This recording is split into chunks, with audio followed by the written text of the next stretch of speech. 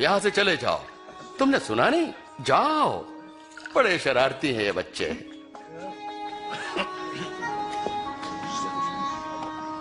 ये यहाँ क्या कर रही है? मुझे नहीं पता।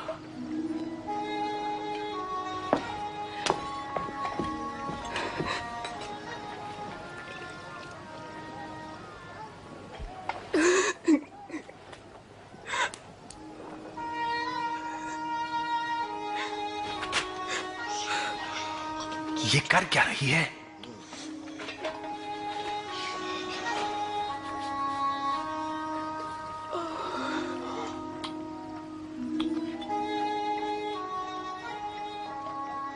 यदि ये मनुष्य सचमुच कोई भविष्यवक्ता होता तो जान लेता कि ये स्त्री कैसी है जो उसे छू रही है।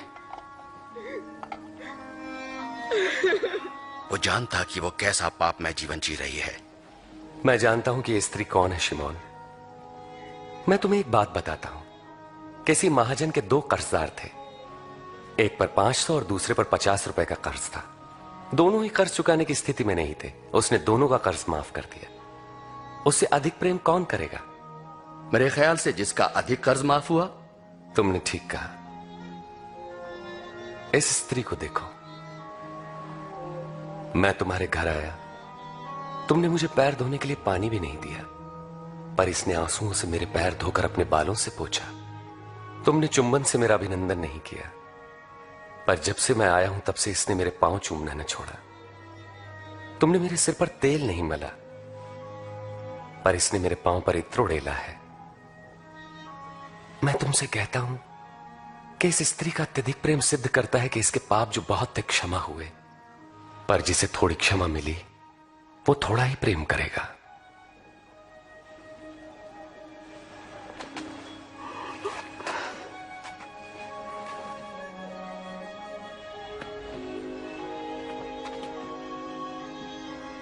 तुम्हारे पाप क्षमा हुए। तुम्हारे विश्वास ने बचा लिया। शांति से जाओ।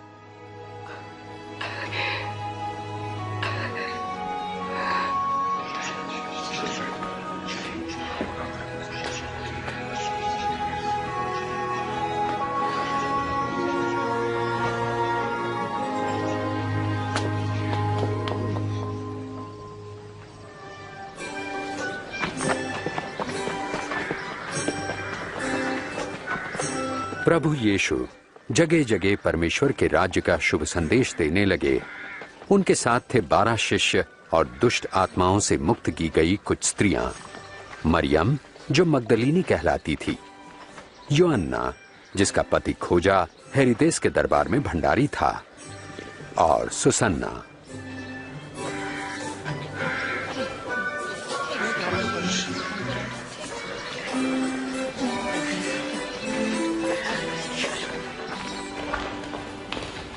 गलील के शासक हेरोदेस ने यूहन्ना बपतिस्मा देने वाले को बंदीगृह में डलवा दिया, क्योंकि यूहन्ना ने उसके द्वारा अपनी भाभी से विवाह की निंदा की थी। कहो। जब हम लोग नाइन नगर के द्वार पर पहुंचे, तब लोग एक अर्थी को लेकर जा रहे थे। मरा हुआ व्यक्ति एक विधवा का इकलौता पुत्र था। जब यीशु ने उस विधवा की तरफ देखा, उनका हृदय दया से भर उठा। उन्होंने कफन उठाया और कहा, ऐ नौजवान, मैं तुमसे कहता हूं, उठो। और मरा हुआ युवक उठ बैठा। यीशु ने उसे उसकी मां को सौंप दिया। उनसे पूछो, क्या आप वही हैं जिनके आने के विषय में यूहन्ना ने प्रचार किया था, या फिर हम किसी और की प्रतीक्षा करें?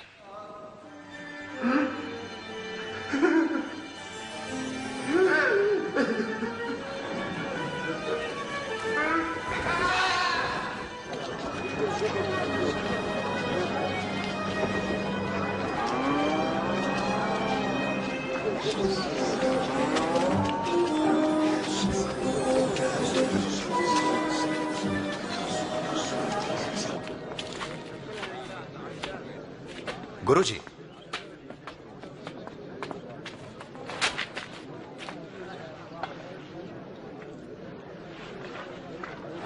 गुरुजी, यूहन्ना बपतिस्मा देने वाले ने हमें यह पूछने भेजा है, क्या आप वही हैं जो आने वाले थे, या हम किसी और के आने की प्रतीक्षा करें?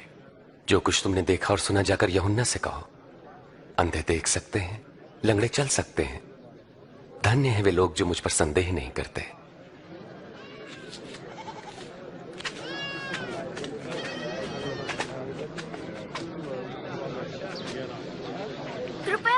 उठा लीजिए। आ जाओ मेरे कंधे पे। अब तुम देख सकते हो? हाँ, मैं यीशु को देख सकता हूँ। एक बीज बोने वाला बीज बोने निकला। बोते हुए कुछ बीज मार्ग के किनारे गिरे और रौंद डाले गए और पक्षियों ने उन्हें चुग लिया। और कुछ पथरीली भूमि पर गिरे। जब वो उगे तो पानी न मिलने के कारण वे सब मुरझा गए। और कुछ झाड़ियों के बीच में गिरे। झाड़ियों ने साथ साथ बढ़कर उन्हें दबा दिया। परंतु कुछ बीज अच्छी भूमि पर गिरे और सभी पौधों ने उगकर फल दिया, प्रत्येक ने 100 गुना। गुरुजी, जब भीड़ जमा होती है तो उदाहरणों में क्यों बातें करते हैं? परमेश्वर के राज्य के रहस्यों का ज्ञान तुम्हें दिया गया है, परंतु औरों को उदाहरणों में सुनाया जाता है, क्योंकि वो देखते हुए भी नहीं देख पाते और सुनते हुए भी नहीं समझते।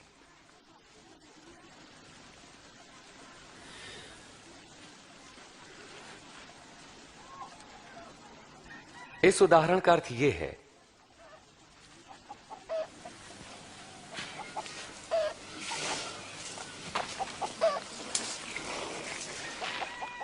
बीज परमेश्वर का वचन है। मार्ग के किनारे गिरे बीज उन्हें दर्शाते हैं जो वचन सुनते हैं, पर शैतान आकर उनके मन में से वचन चुरा लेता है ताकि वे विश्वास करके कहीं मुक्ति न पालें। पथरीली भूमि पर गिरे बीज उन्हें दर्शाते हैं जो वचन सुनकर आनंद से ग्रहण करते हैं, पर जड़ नहीं पकड़ पाते। वो कुछ देर तक विश्वास करते हैं और परीक्षा की घड़ी आने पर टिक नहीं पाते। झाड़ियों में गिरे बीज उन्हें दर्शाते हैं जो वचन सुनते हैं, परंतु जीवन की चिंताओं, धन, मोह व भोग विलास में फंसने से उनके फल कभी नहीं पकते। वे बीज जो अच्छी भूमि पर गिरे उन लोगों के प्रतीक हैं जो वचन सुनकर उसे भले और आज्ञाकारी मन से ग्रहण करते हैं और फलवंत होने तक उन्हें संभाले रखते हैं।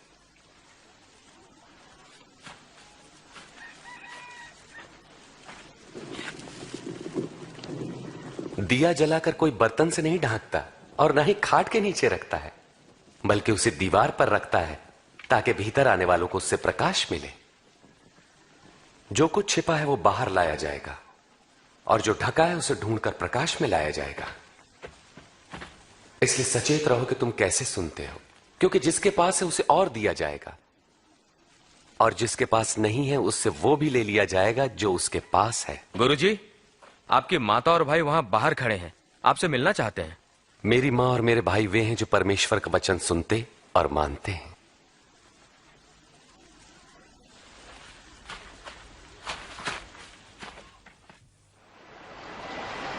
एक दिन प्रभु यीशु अपने शिष्यों के साथ एक नाव पर बैठे और उनसे कहा, आओ हम झील के पार चलें। नाव चल रही थी और यीशु सो गए।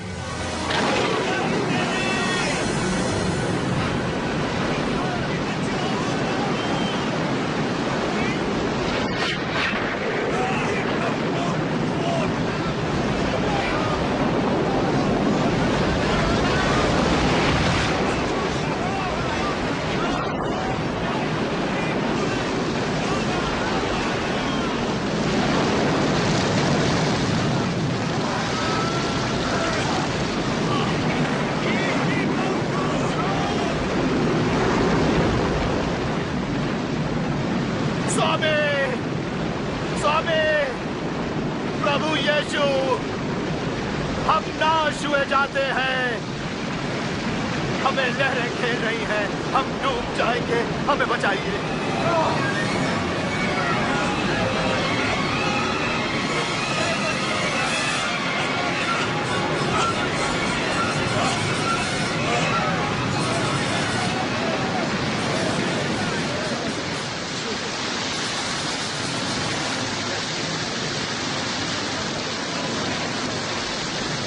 अब हम बच जाएंगे।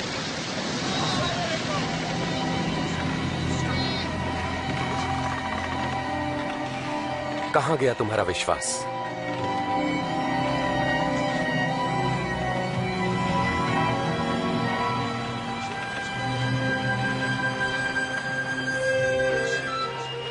और वे गरासिनियों के देश पहुंचे जो झील के पार गलील के सामने था।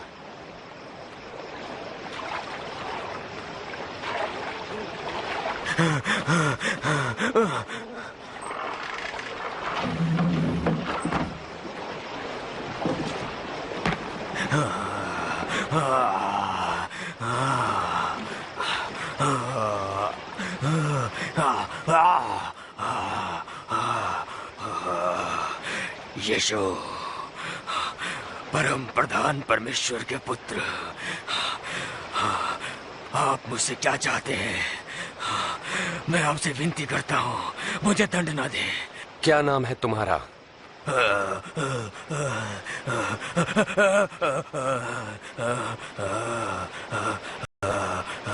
सेना।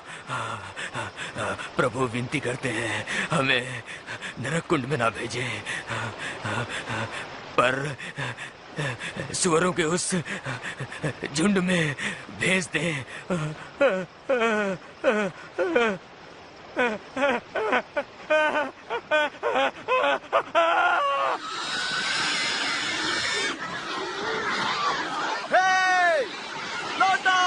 रुको, रुको। और दुष्ट आत्माएं उसमें से निकलकर सुअरों में समा गई।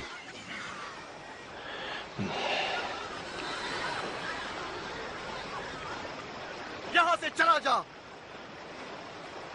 हे जादूगर, हमें छोड़ दे। यहां से दूर चला जा। हमें छोड़ दे। यहां से चला जा।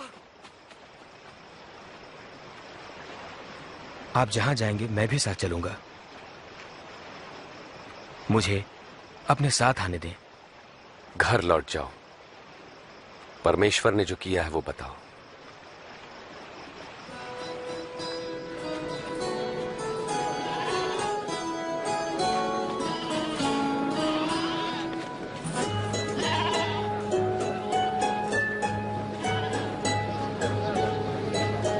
प्रभु यीशु व उनके शिष्य भीड़ से अलग होने के लिए बेत्सैदा पहुंचे।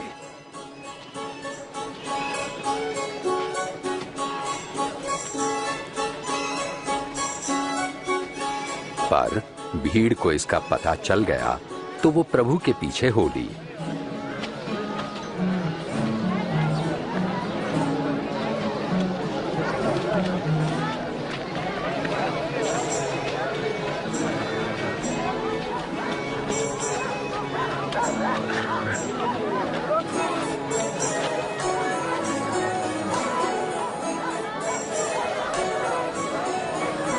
शाम को पतरस ने कहा, स्वामी, इन लोगों को भेज दें कि वे आसपास के गांवों और बस्तियों में जाकर अपने लिए भोजन और रहने की जगह ढूंढ सके। ये एक सुनसान जगह है।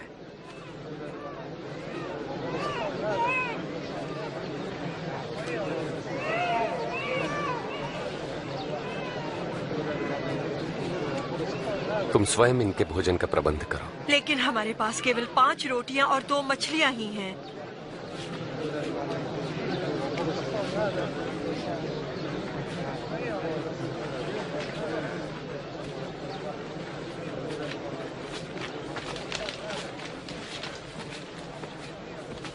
धन्य है आप प्रभु परमेश्वर, सृष्टि के मालिक, जो धरती पर अन्न उपजाते हैं।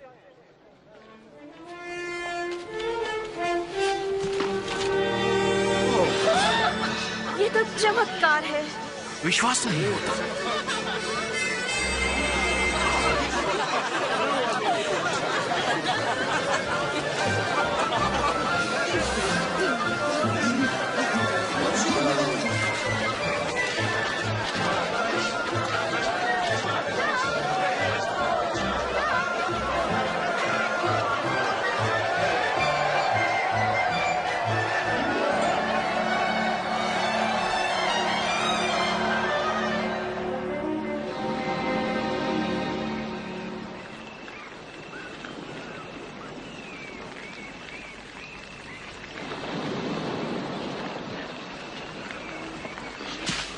No,